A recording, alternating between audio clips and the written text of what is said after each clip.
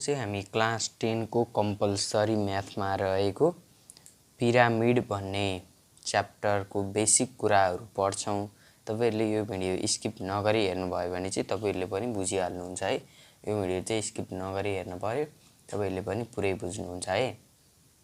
अब चाहिँ सुरु गरौँ पिरामिडको बेसिक कुराहरू के छ त। अब हामीले यहाँ आज पढ्ने भनेको दुईटा पिरामिड पढ्छौं है।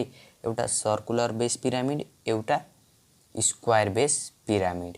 ल सुरुमा अब हेरौं square base pyramid. Square base pyramid किन भनेको त? स्क्वायर बेस पिरामिड नामै काफी छ है। स्क्वायर बेस भएको पिरामिड के। अब यो पिरामिड बनाउँछु म एउटा स्क्वायर बेस भएको है। स्क्वायर बेस भएको चाहिँ म एउटा पिरामिड बनाउँछु।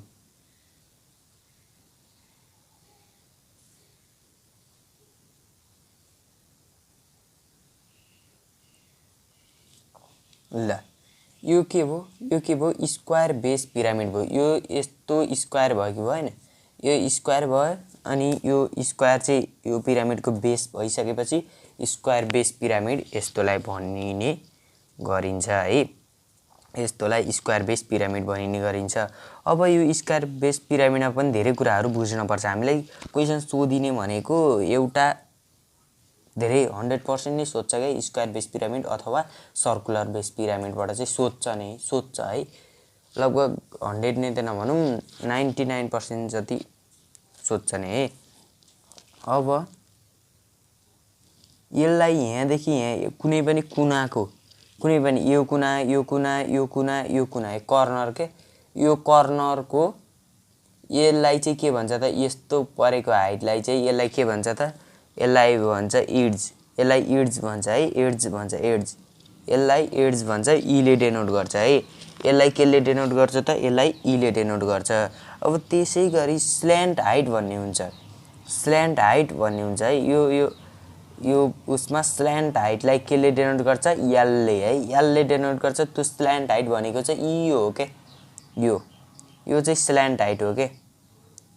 कुन भनी त? यो चाहिँ स्ल्यान्ट हाइट है। अब एउटा पिरामिडको एकपट्टि साइड यो ट्रायंगुलर साइडको बिचबाट यसरी रहेको हाइट चाहिँ स्ल्यान्ट हाइट हो। अनि यो चाहिँ यहाँ 90 डिग्रीमा रहन्छ। यो चाहिँ यहाँ राइट एंगल ट्रायंगल भन्छ। यता पनि त्यो हो। अनि यसको यहाँबाट सिधा यो चाहिँ फेरि यो पनि 90 डिग्रीमा रहन्छ। यो पनि केसँग रहन्छ त?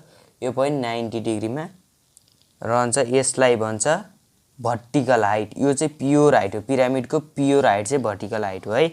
अब यसको प्योर हाइट यहाँ अब यो भुइँदेखिको यहाँ माथि टुप्पासम्मको प्योर हाइट चाहिँ भर्टिकल हाइट हो भनेर बुझ्नु पर्यो है। यो चाहिँ के हो रे? स्ल्यान्ट हाइटलाई एल ले डेनोट गरिन्छ। र अब यो तलको बेसको जुन साइड हुन्छ नि, यो साइड यो बेसको साइड हुन्छ नि, यो साइडलाई चाहिँ ए भनिन्छ है। ए ले डेनोट गरिन्छ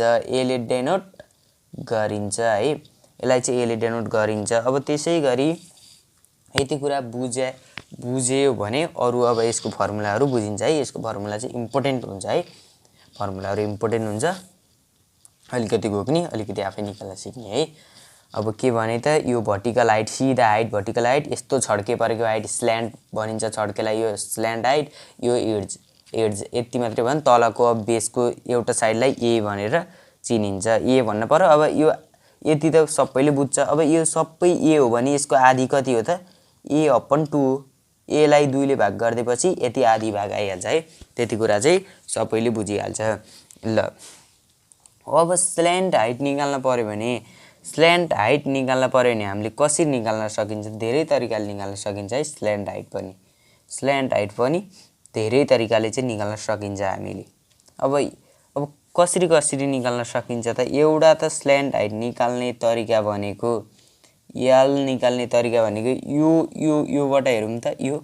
यो ट्रायंगलबाट हेरौँ त।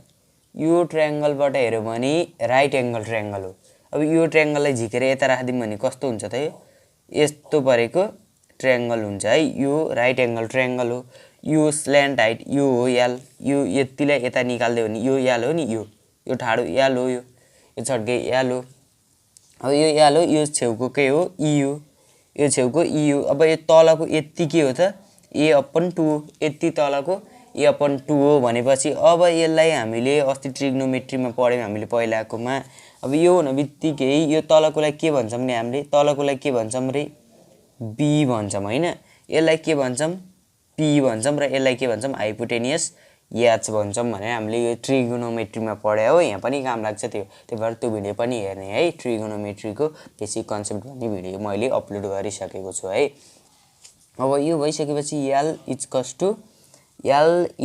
टु अब के गरे गर्नुपर्छ हामीले, के गर्थ्यौँ नि, अब यो पी निकाल्न पऱ्यो भने त्यहाँ के गरेको थियौँ हामीले, पी निकाल्न पऱ्यो भने के गरेको थियौँ, पी इजकस टु √* h² - b² गरेको थियौँ होला है। यो गरेको थियौँ होला, हामीले यही गरेको थियौँ होला। अब यहाँ चाहिँ के गर्न पऱ्यो त, एच भनेको अब यसकै ठाउँमा भ्यालु पुट गरौँ न, पी भनेको एल भइहाल्यो, एच भनेको के हो E² भयो होइन, E² माइनस अब बी भनेको के भयो त, बी भनेको A/2 को होल स्क्वायर गरिदिउँ। अब यसलाई अर्को के पनि गर्न सक्छौँ त हामीले, यसलाई के पनि गर्न सक्छौँ भनेर भन्दाखेरि L इजकस to √* E² minus A² 4 पनि गर्न सकिन्छ है। यो पनि गर्न सकिने भयो, यो पनि गर्न सकिने भयो। यसरी हामीले यो एल निकाल्न सक्छौँ, अब अर्को तरिका भनेको चाहिँ यो एच पटेर हेरौँ भने नि बन्छ नि त। एच पटेर हेरौँ भने नि एच, यो जुन भर्टिकल हाइट एच छ नि, यो एच हो है, यो भर्टिकल हाइट एचलाई चाहिँ हामीले के मान्न पऱ्यो, पी मान्न पऱ्यो, अनि यसलाई चाहिँ एच मान्न पऱ्यो स्ल्यान्ट हाइटलाई, र अनि यसलाई बी मानिदिउँ भने ट्याक्क हामीले यो तरिकाबाट पनि निकाल्न सक्छौँ है। जसरी निकाल्न नि सक्छौँ, फर्मुला चाहिँ यही हो, यसरी आउँछ भनेर, स्ल्यान्ट हाइट आउँछ भनेर चाहिँ सम्झिनु पऱ्यो है। स्ल्यान्ट हाइट यसरी आउँछ भनेर सम्झिनु पऱ्यो ल।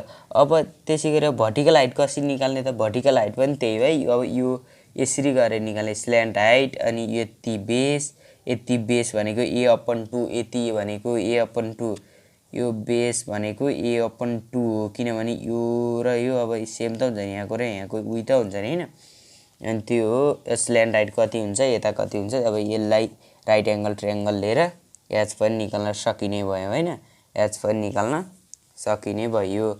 अब मेन पहिला अब हेर्न पर्ने कुरो भनेको चाहिँ के हो भने, अब हेर्न पर्ने कुरो भनेको भोल्युम चाहिँ हेर्नुपर्छ है, भोल्युम।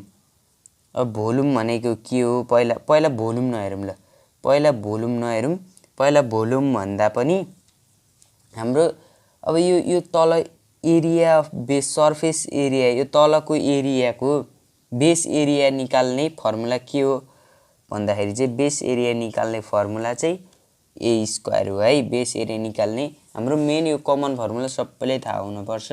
रेक्ट्याङ्गलको एरिया निकाल्ने फर्मुला L × B हो भने, अब भोल्युम निकाल्ने फर्मुला के हो त, L × B × H भनेको L × B भनेको के हो, एरिया × हाइट हो। यो कमन फर्मुला चाहिँ काम लाग्छ है, काम लाग्ने भन्दा नि यो सम्झिने एउटा तरिका हुनसक्छ है यो फर्मुलाहरूले चाहिँ है हामीलाई।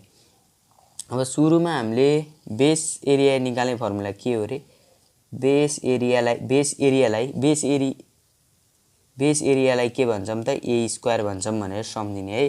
अब स्ल्यान्ट हाइटलाई SLANT स्ल्यान्ट IGHT हाइटलाई के भन्छौँ त, L भन्छौँ। अब भर्टिकल हाइटलाई के भन्छौँ, VRTICAL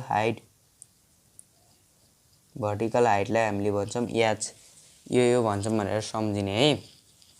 यो भनिसकेपछि, यस्तो भनिसकेपछि अब के बुझ्नु पऱ्यो भने, हाम्रो बेस एरियालाई A² भन्दो रहेछ होइन, बेस एरियालाई A² भन्दा। अब ल्याटरल सर्फेस एरिया भनेको कति, र अब यो फेरि यता एउटा ट्रायङ्गल बनाइदिएँ मैले ल, यो यहाँ जोडौँ ल। यसमा ल्याटरल सर्फेस एरिया भनेको चाहिँ, ल्याटरल सर्फेस एरिया भनेको छड्के हो नि, छड्के अब जुन देखिने भनौँ न ल, देखिने छड्के कुन हो त, यो ट्रायङ्गल के हुन्छ, छड्के हुन्छ, यो देखिन्छ। उतापट्टिको एउटा ट्रायंगल, दुईटा ट्रायंगल, तीनटा, चारवटा ट्रायंगल। यो एउटा भयो, यो दुईटा, यो तीनटा, यो चारवटा। यहाँ चारवटा ट्रायंगल हुन्छ कि हुँदैन? यो ट्रायंगल, यो ट्रायंगल, यो ट्रायंगल। अब मैले एकचोटि के भने यसलाई मैले यसको चारवटा कसरी हुन्छ त भनी ल अब म यसको कसरी चारवटा हुन्छ एकचोटि फेरि बुझाइदिन्छु है त। ल यसको के नेट बनाइदिन्छु म, यसको नेट यो खोलेर नेट बनाइदिन्छु है। यो चाहिँ ट्याक्क त्यसको नेट हो है। यो चाहिँ के हो? नेट हो। अब कसरी चारवटा ट्रायंगल भयो त? एउटा ट्रायंगल, दुईटा ट्रायंगल, तीनटा ट्रायंगल, चारवटा ट्रायंगल, बिचको स्क्वायर बेस स्क्वायर बेस। यसमा पनि 90 डिग्री, यसमा 90 डिग्री हुन्छ। यो भनेको स्ल्यान्ट हाइट। केसको स्ल्यान्ट हाइट भने कहाँको हाइट रहेछ ट्याक्क यहीबाट बुझ्यो है। योबाट चाहिँ ट्याक्क बुझ्यो है हामीले। यो स्ल्यान्ट हाइट भने कहाँको हाइट रहेछ, योबाट चाहिँ हामीले ट्याक्क बुझ्न सक्छौँ है। यो चाहिँ ए हो। अब यो नेटबाट चाहिँ प्रष्ट बुझिने छ है। यो नेट चाहिँ प्रष्ट बुझिने छ। अब यही नेटबाट अब हामीले बेस एरिया निकाल्ने कसरी भन्यौँ? ए स्क्वायर भन्यौँ हैन। अब फेरि यता अब उतिर हामी यति कुरा बुझिसकेपछि फेरि अब फर्मुलातिरै जाम है। अब यहाँ हेरौँ त, बेस एरिया निकाल्ने, बेस एरिया भनेको ए स्क्वायर भन्यौँ, स्ल्यान्ट हाइट भनेको एल भन्यौँ, भर्टिकल हाइट भनेको एच भन्यौँ। यो भनिसकेपछि अब हामीले ल्याटरल सर्फेस एरिया भने चाहिँ ल्याटरल सर्फेस एरियालाई एस पनि भन्छौँ ल, एलएसए पनि भन्छौँ है। सर्फेस एरिया भएर एस भने ल। ल्याटरल सर्फेस एरिया भनेको चाहिँ एलएसए इक्वल्स टु के सम्झिने भने 2AL, 2AL भनेर सम्झिने हैन। एलएसए भनेको कुन रहेछ? एलएसए भनेको यो ट्रायंगलमा चाहिँ कुन रहेछ त? यो माथि माथि चारवटा ट्रायंगल रहेछ। अब अर्को हुन्छ एलएसए पछि TSA, total surface area. Total surface area भनेको चाहिँ के हो भने यहाँको सबै सर्फेस एरिया, यो चारवटा ट्रायंगल प्लस बेस एरिया। अब यहाँ भएको के छ त एरियाहरू, त्यो सबै चाहिँ टोटल सर्फेस एरिया हो है। अब टोटल सर्फेस एरिया भनेको यहाँ चाहिँ के भयो त? टोटल सर्फेस एरिया भनेको के भयो त? अब यहाँ यो एलएसए भयो, एलएसए त यसै हो। अब माथिको एलएसए भने चारवटा भाग हो, यो चारवटा भाग यसै भयो। अनि तलको एरिया नि हो नि त, तल पनि बेस एरिया हुन्छ नि। बेस एरियालाई के भन्यौँ भने हाम्रो बेस एरियालाई ए स्क्वायर भन्यौँ भने भनेपछि बेस एरियालाई ए स्क्वायर भनेपछि ए स्क्वायर पनि जोडिदिने भनेपछि अब टीएसए भने एलएसए भने कति हो त? 2AL हो प्लस ए स्क्वायर। फर्मुला यतिकै निस्क्यो, फर्मुला यतिकै निस्क्यो। अब यस्तो पनि हुनसक्छ, कतै ए कमन लिँदा पनि हुनसक्छ, त्यो कुरो चाहिँ बुझ्नु पर्यो है। अब यसमा ए कमन लिन त मिल्दैन त, ए इक्वल्स 2L प्लस ए भनेर पनि कमै गर्छ, यस्तो चाहिँ गर्दैनन् भनौँ न। त्यही नि गरिदियो भने पनि बुझ्नु पर्यो है, कमन लिएको कुरोहरू नि बुझ्नु पर्यो। यो दुईटामा ए कमन ल्यायो नि त ल। अब एलएसए र टीएसए निकाल्न जानिसकेपछि, एलएसए र टीएसए निकाल्न जानिसकेपछि अब के बुझ्ने भनी भोल्युम, भोल्युम भनेर बुझ्ने है। भोल्युम, यो भोल्युम भनेर बुझ्ने है। अब भोल्युम चाहिँ कसरी निकाल्ने त? एलएसए र टीएसए यसरी निकालिन्छ भने, यो फर्मुलाबाट निकालिन्छ भने। अब भोल्युम कसरी निकाल्ने त भन्दाखेरि अब यहाँ मैले यहाँ अहिले भनिसकेँ, यहाँ भोल्युम भनेको L into B into H हो। एल इन्टु बी भनेको रेक्ट्याङ्गलको एरिया होइन, रेक्ट्याङ्गलको एरिया हो भने अब के बुझ्नु पर्यो भने एउटा पिरामिडले होइन, एउटा पिरामिडले, खाली पिरामिडभित्र खोक्रो भएको पिरामिडले होइन, एउटा खोक्रो भएको पिरामिडले एउटा रेक्ट्याङ्गल भर्न चाहिँ 3 टाइम लाग्छ भनेर बुझ्नु न, 3 टाइम लाग्छ भनेर बुझ्ने होइन। अब त्यो बुझेपछि के फाइदा भयो त?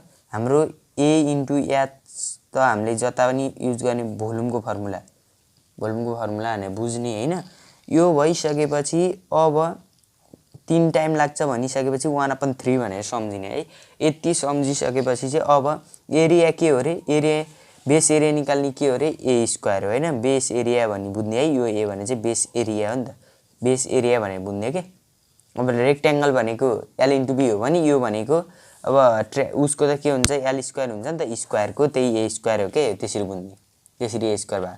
अब ए भयो, एचको त एच नै राख्न पाइन्छ भनेपछि 1/3 ए स्क्वायर एच चाहिँ भोल्युम निकाल्ने फर्मुला रहेछ। यसरी आएछ ल, भोल्युम निकाल्ने फर्मुला 1/3 ए स्क्वायर एच। अब यहाँ सम्झिनु पर्ने भनेको base area a square, slant height l, vertical height h. अब एलएसए भनेको 2AL, टिएसए भने LSA plus a square 2AL plus a square, अनि भोल्युम भनेको 1/3 ए स्क्वायर एच भन्ने कुरा सम्झिनु पर्यो है।